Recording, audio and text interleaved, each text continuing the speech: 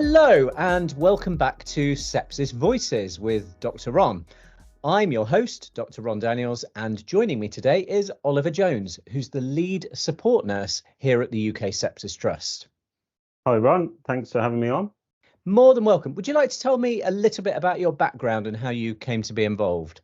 Yeah, of course, Ron. So first and foremost, I'm a nurse. I worked in the NHS for a number of years, predominantly in an intensive care setting.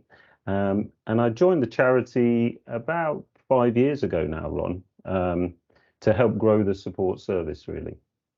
Thank you. And today we're going to be talking a bit about sepsis recovery, sepsis rehabilitation, if you like, with a focus on post sepsis syndrome and the ways in which the UK Sepsis Trust provides support through people like yourself. We'll also discuss some of the challenges that come with getting post sepsis syndrome recognised more rapidly and more broadly, both in the healthcare setting and in the workplace. So let's dive straight in. What are some of the common issues that people experience following sepsis? Thanks, Ron. Well, I think, Ron, it's often a good place to start is to think of why some people might encounter problems. And I think to start with, we kind of need to look at probably what's happening when someone has sepsis. And I think we can then try and explore, well, why might people be experiencing symptoms? So we know that sepsis largely involves the immune system and the coagulation cascade, or how the blood clots. And changes in the microcirculation, or the way that the blood and therefore oxygen and nutrients are distributed around the body. And this can affect the function of the cells, which in turn it might impact our tissues, our organs, and therefore our systems, which can then cause some of the symptoms that people experience. And that's very simply put, because we know that sepsis is very complex in itself and largely understood. But I think kind of when we fully understand kind of what's happening when we have sepsis, it's a bit of a light bulb moment for some people as to actually, yeah, that's why I might experience problems afterwards. And I think it's acknowledging as well, not only the sepsis itself can contribute to some of the symptoms people might experience afterwards, but also acknowledgement that the very nature of being in hospital is bad for you. So in terms of sepsis recovery, part of the problem is that it's very varied, and there's not a kind of one size fits all that we can apply. So, you know, if me and you both had sepsis, our hospital experience might be different, but also our recovery profile might be different as well. And there's always exceptions. So there might be someone who, on the face of it, might have a very complicated hospital admission and a lengthy hospital admission, and their recovery might be relatively short. And then on the flip side, there might be someone who, on the face of it, has a relatively uncomplicated hospital admission. Now, all hospital admissions are complicated, but you know what I mean. And their recovery might be protracted and quite complicated. So there are always exceptions. And it's commonly impacted by a number of different factors. And this can include people's age, their pre-existing health, length of hospital stay, if they've had an admission to intensive care, and also sometimes the type of infection that's responsible for the sepsis. And I think also genetics also will likely play a part. And I think it's important as well to acknowledge that in the early days of people's recovery, when they get home, a lot of what they experience is kind of somewhat expected, and often doesn't mean, generally speaking, that anything is wrong. And I think we often put a lot of pressure on ourselves and expect that we're going to kind of slot straight back into where we were before, and probably forgetting that we've been through a hell of a lot, both physically and psychologically. And post sepsis syndrome, and we'll delve a little bit more into this a little bit later, or diagnosis of that is probably not really applicable for those people who are in those early stages of recovery. So I think that's important to acknowledge that, those first few days, those weeks, how people feel afterwards is somewhat expected. And I think the other important thing to identify is it's not just those who have had an intensive care admission. some research that we did a few years ago, of over 2,000 people, identified about 40% of those people didn't have an admission to intensive care, and often the symptoms that people would experience afterwards are very similar to those people that have had an admission to intensive care, which suggests that severity of disease might not always dictate recovery profile, and maybe highlights that a big contributing factor is the sepsis itself, and not just those other contributing factors.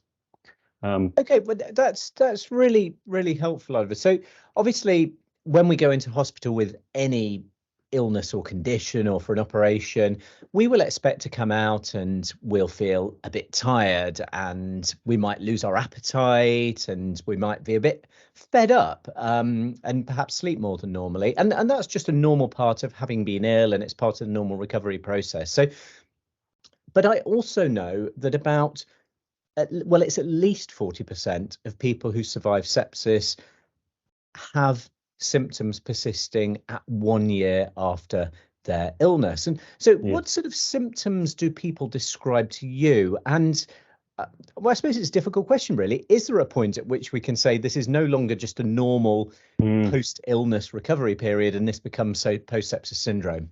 Yeah, that is a real challenge on us. What is outside an expected time frame recovery, and part of the challenge is identifying what that time frame is. And at present, there isn't a recognised kind of case definition for post sepsis syndrome, and I think that we talk about this a little bit later. That would help certainly, but some of the common themes to problems that people experience, it can be kind of divided into three groups, if you like. There can be physical, cognitive, and psychological. So kind of top of that list from a physical point of view would be fatigue, and probably people are going to encounter fatigue somewhere on that spectrum, from a debilitating fatigue where they can't maybe lift a cup of water to their mouth, to where they try and go about their normal day-to-day activities and they reach that kind of threshold where they are forced to stop. As I mentioned, kind of cognitive and psychological, and these are as important as the physical aspects. I think part of the problem with the cognitive and psychological side is they're hidden. So they're often not discussed, and they're overlooked. But all the people we speak to every month will tell us that kind of these are as debilitating and as important, certainly. Thank you. And of course, when you're talking about the very visible signs, these are we believe it's between sort of 1% and 5% of people who survive sepsis and suffer the loss of digits and limbs, isn't it? And I think we have to reinforce within this that that's a relatively rare outcome from sepsis. And I totally agree with you. And you deal with far more people who are recovering than I do, but the people I speak to find it that their invisible disability is just as much of a disability as the very visible. And I think it really is important that we reinforce it. Am I right in thinking that, sometimes people are quite troubled by symptoms that many of us might think to be fairly trivial? So I'm thinking of things like brittle hair. Do people come to you with those issues? Yeah, absolutely, Ron. And that kind of, it's again, it's one of the most common kind of physical symptoms, if you like, afterwards. Things like hair loss and skin changes, and like you say, on their own, not to dismiss them, they might not be too impactful. But once you put them all together with a whole range of things, it can really be significant in someone's life. And so hair loss again is something that often people might not put down to their sepsis, and it can get to this point. Commonly, that might occur 2 to 3 months after their episode, and for some people, it's the straw that breaks the camel's back. Really, they think, well, what on earth else is going to go wrong? So yeah, it's a really common thing that people report. Yeah, thank you. And it goes along with things like brittle nails and even sort of teeth problems, including up to loose teeth, isn't it? These relatively minor things are really troubling to people. So you've touched on this, but are there any real ways in which we can predict whether someone's going to develop post-sepsis syndrome or not? Well, it's there's contributing factors, like I said. So evidence will tell us things like age, pre-existing health, length of hospital stay. If someone's had an admission to intensive care, that might be a predictive factor. But I also think it's important to discuss some of the evidence, and that will tell us that we have possibly three opportunities that how we can enhance someone's recovery. The first one is kind of ties into a lot of the work that we do from an awareness point of view, and kind of a pre and early hospital care. And we know that the earlier someone starts treatment for sepsis, it doesn't only improve their chances of survival, but it can also reduce their chances, hopefully, of being admitted to intensive care, hopefully reduce their hospital admission time. And we know the less time in hospital, hopefully that's going to reduce the impact of someone encountering, a range of problems.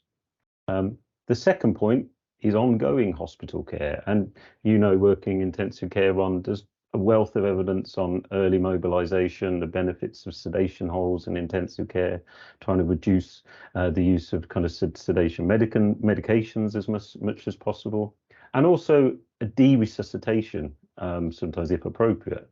So we know these things again are going to hopefully reduce the patient's admission time to hospital. And to sort of for non-medical listeners, sort of explain what you mean by de-resuscitation. To me, and I think this is a real issue in medicine across a large sphere, is that we're very good at adding things to patients' treatment, but we're not so good at taking them away again once the patient starts to get better. Is that what you mean by that?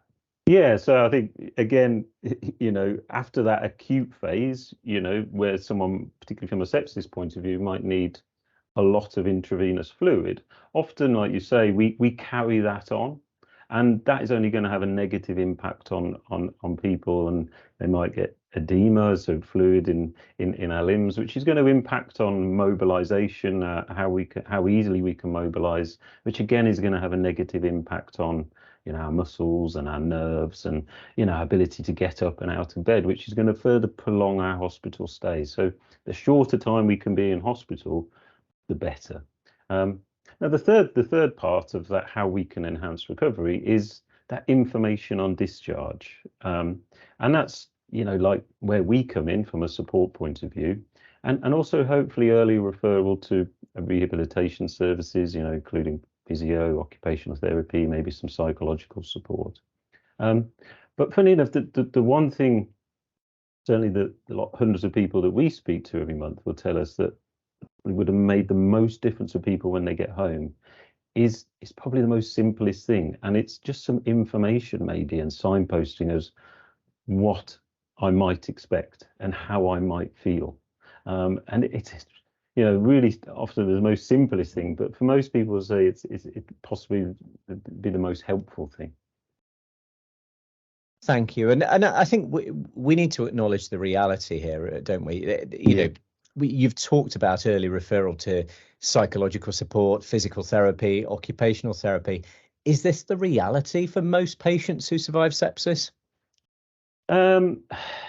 No, possibly not. I think, again, through my own practice probably, and through a lot of the people that we speak to, often people are discharged and kind of good luck. Particularly those demographic of people that don't have an admission to intensive care. From an acute hospital point of view, maybe the feeling is, well, we've done our job, and now on you go. There's some pockets around the country that have some fantastic maybe access to some rehabilitation services, but it's not standardized, and it is a bit of a postcode lottery, unfortunately. And we know often accessing mental health support through the NHS, there can be incredibly long wait, and if people need mental health support, they need it now. They can't be told, well, we can see you in 6-10 months. Yeah, absolutely. And, that's something that we at the Sepsis Trust are unable to fix. But I think it is important to acknowledge that it's a problem and a challenge. And, Yeah. we need to get better as a society at providing those services. Um, so most of these people, therefore, they've left hospital, they've spent those sort of few weeks sort of reeling from what's happened to them, and their families expect that period. But now they're maybe, I don't know, 4 to 6 weeks beyond. Their spouse might want to return to work or might want them to help with childcare, and they simply can't do it. And these people are going to, find that their first point of contact is probably their GP, or if they've had a particular set of conditions, it might be in a follow-up clinic in the hospital. So what would you say to health professionals who are faced with someone who's describing post-sepsis syndrome in those settings? What can they do? Yeah, and I think as you allude to, Ron, it largely depend on kind of where they work. Is probably going to be different for someone leaving hospital compared to, like you say, someone maybe having a first touch point with their GP. And kind of primary care for people is often that first point of call. Uh, they get home. Maybe most people are delighted to be home, and there's that euphoria. But then sometimes that realization kicks in of, well, what happens next? I'm starting to experience all these symptoms, and the first point of call is often the GP. So I think the first thing to say again is often the most simple thing is to listen and to validate your patient. And this can often go a long way. Again, lots of people we speak to, they might go to a consultation and they don't feel they've been listened to and they don't feel they've been validated. And they leave that consultation possibly feeling worse than when they went in. And we like to think this isn't because people don't care. I think it's just maybe they're not informed. They're not informed of actually some of the challenges that people might face when they get home from hospital after having sepsis. I think, secondly, it's making your patient aware of us and the service we provide. Um, it's a simple signpost, or it's a simple signpost to our website or our helpline. We can, I think, take maybe some of that burden off an incredibly stretched NHS service. So we can help you. Which and most people will be accepting of that help. Yeah, thank you. And, just one additional thing, if there are health professionals in those settings listening, one piece of research that really struck me, which I think really brings it home what's happening to these people, was a piece of research from Scandinavia that followed up adults of working age. And Mm. it found that 1 year after sepsis, 57% were back at work, but 43% were not. That's absolutely staggering, isn't it? These are people who are previously in full-time employment and they simply can't return to work. I think it really brings it home how bad this is. So Yeah. what do we do at the UK Sepsis Trust to help people who are struggling to recover from sepsis? Well, I think it's a bit of a niche service we provide, really, Ron, isn't it? And there are not many organisations where you can pick up the phone and speak to a nurse. And certainly, we're the only sepsis organisation like it in the world. And part of the problem we hear every day, as I've probably possibly said already, that lots of people leave hospital with very little information about why they've had sepsis, what has happened, maybe, and how you might feel in the coming days, weeks, months, etc. And this is vital because it makes sure people are informed, but it also helps people to kind of normalize and manage expectations, and that's really, really important. That's what I do every day when I speak to people, is just helping them to manage their expectations along with feeling validated. And I think if you compare sepsis to other conditions, if I'd been treated in hospital for a heart attack, there'd be a very clear signposting pathway for me. I'd been probably given lots of resources. I'd have access to maybe some cardiac rehabilitation pathway. So, and that doesn't exist for sepsis. So what we do, firstly, we provide an empathetic and non-judgmental listening ear, and that really can go a long way for people. You know, having an opportunity to talk about what happened, but also how you're feeling now can be incredibly helpful for some people. We provide information, we help answer questions. As I mentioned, we have to validate and normalize how people might be feeling, and help them to manage their own and other people's expectations as well. We offer practical information, support, guidance, and importantly, we try and give hope and encouragement to people, because we identify it can be a really lonely place sometimes. Another big part of what we do, Ron, is our support groups. So we have weekly online groups via Zoom, and we also have a number of face-to-face groups located around the UK.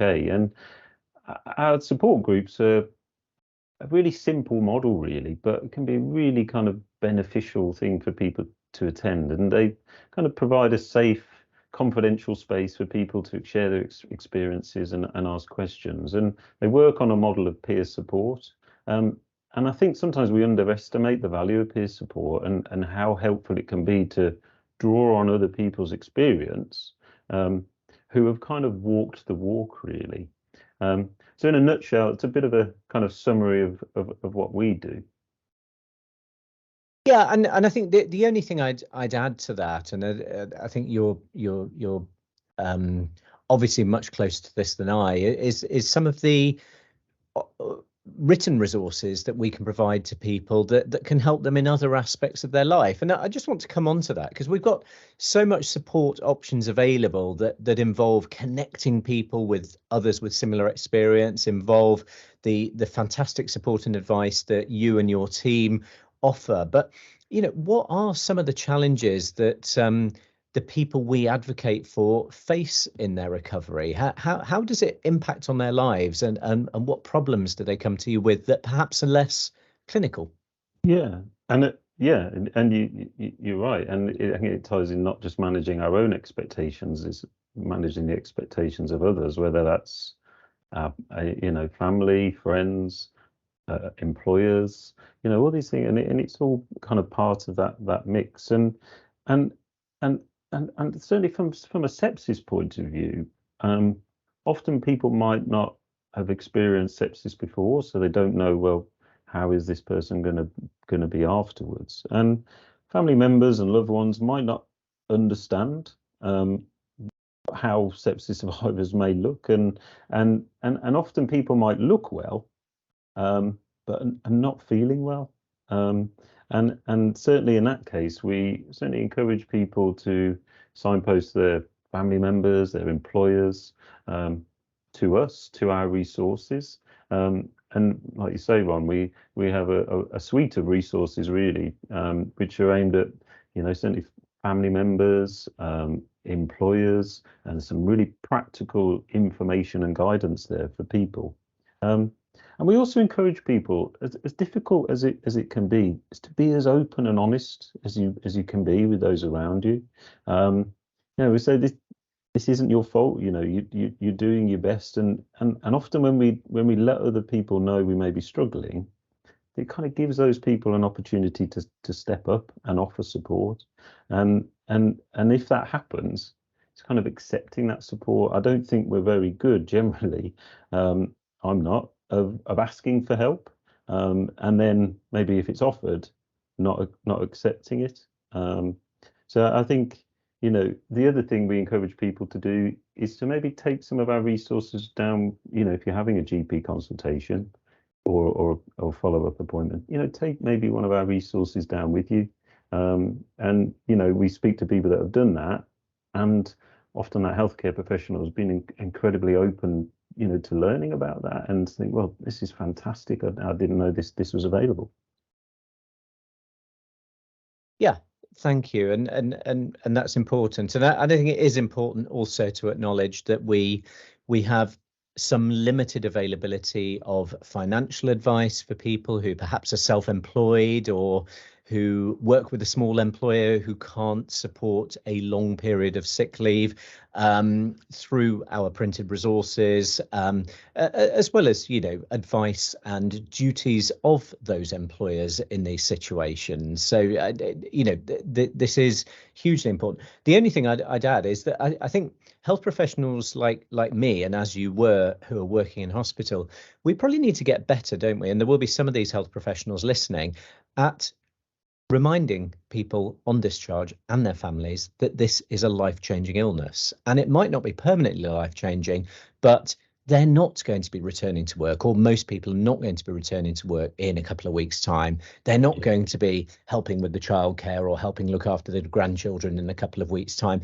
They might not even be able to contribute in a normal way to their own personal relationships in a couple of weeks' time. And I think we need to get better at communicating that to families and patients, don't we? Yeah, absolutely. And that comes from that, just managing your patient's expectations and saying, look, it's very common that you're going to get home and you're going to experience lots of new limitations. And hopefully this is a temporary phase. And lots of people do return back up to their kind of pre-sepsis self, if you like. But most people we speak to are very surprised by how they feel for a period of time, and again probably weren't anticipating to feel that way. Yeah, absolutely. And a take-home message here, as well as we health professionals in hospital getting better at describing to patients that this is going to take a long time and it's going to impact on their lives for a long time. We need to encourage health professionals outside hospital to become more aware of this, but we also need to recognize that this early recognition, and that's a partnership between a public who are aware and know how and when to access healthcare, and health professionals who think sepsis. We don't have the data to support it, but it seems barnstormingly obvious to me that if we recognise sepsis earlier, treat it earlier, and stop people becoming critically ill with it through that earlier treatment, then we're going to positively impact on the recovery profile as well as save lives. It just seems so obvious to me. Yeah, absolutely. And kind of, we're not very good at measuring that, are we, Ron? I think we're good at measuring maybe, how many people survive and don't, but is survivorship enough? And of course, everyone I speak to is delighted they've survived, but we're not very good at measuring, okay, well, what happens after 3 months, 6 months, 9 months, 2 years, and I think we need to get better at measuring that. Yeah, and I think it would be remiss of us not at this point to mention and honour, those very small number of people who've been so troubled by their lives after sepsis that they haven't been able to continue, and our thoughts with them and their families. We've touched on this. Sepsis isn't recognised as a disability in the UK by a lot of insurance companies and a lot of insurance providers. And so people can find it difficult. And we don't need to spend much time on this because this is not an enormous part of what we do as a charity. But what are the non-clinical things we can help with and the non-clinical signposting we can assist with? Yeah, and it is a challenge, and in an ideal world, there would be a very clear case definition and a clear diagnostic criteria for post-sepsis syndrome. And some people do come to us and they've been given that diagnosis of post-sepsis syndrome. If it's not recognized or validated, then we would maybe often encourage people to try other avenues of more widely recognized problems that can be kind of part of the post-sepsis syndrome picture. And post-sepsis syndrome is a kind of an umbrella term, really, that will describe that variable set of ongoing issues that people might encounter. And commonly, things that are more widely recognized that might make up that are things like chronic fatigue syndrome and maybe post-traumatic stress disorder often, or anxiety disorder. So I think if people are kind of struggling to get that validation of post-sepsis syndrome, it's maybe taking a step back and actually can you look at some of the more individual elements, and maybe hopefully get some more access to some support that way. Absolutely. And look, at the time of recording, it's April 2023, and we are all aware, and all listeners will be aware, that we are just over 3 years since the first cases of COVID-19 started to flood hospitals in the UK, and we recognise how significant a burden that pandemic, I want to say was really, because I think we're seeing very few admissions to hospitals now. But shortly after we recognised the illness of COVID-19, and in fact, in April 2020, shortly after the pandemic really hit our country, a group of patients came together to form an action group and coined the term long COVID as a term to describe the disabilities that people were experiencing after COVID-19 illness. Did this surprise you? No. I think, understandably, it got a lot of attention. But the kind of people that had been experiencing kind of those range of problems after sepsis kind of approached us and kind of felt, why should these people maybe, get all the attention, and we've been, struggling with these symptoms for a long period of time, and kind of you and I both know that, although there are some subtle differences, a lot of the things that people might experience from a long COVID and a post-sepsis syndrome are incredibly similar. Right?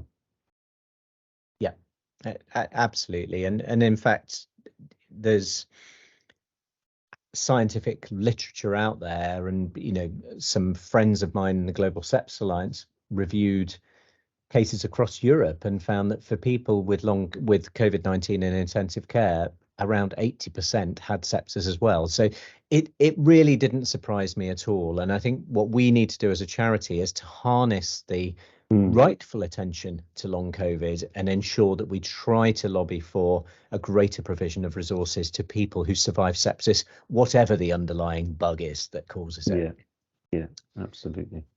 So, Oliver, I just want to say an enormous thank you. I think this has, given a wealth of information for families, for survivors, for people bereaved by sepsis, as well as for health professionals and broader society. So I think it's been really important. That is all we have time for today, but I really hope, and I know Oliver really hopes, that you've enjoyed listening to our discussion on rehabilitation and recovery from sepsis and post-sepsis syndrome. And remember, if you or someone you know is experiencing issues with sepsis recovery, you can get support via our website at sepsistrust.org. Thanks so much for tuning into Sepsis Voices. We will, of course, be back next month, and we shall hopefully see you then. Thank you.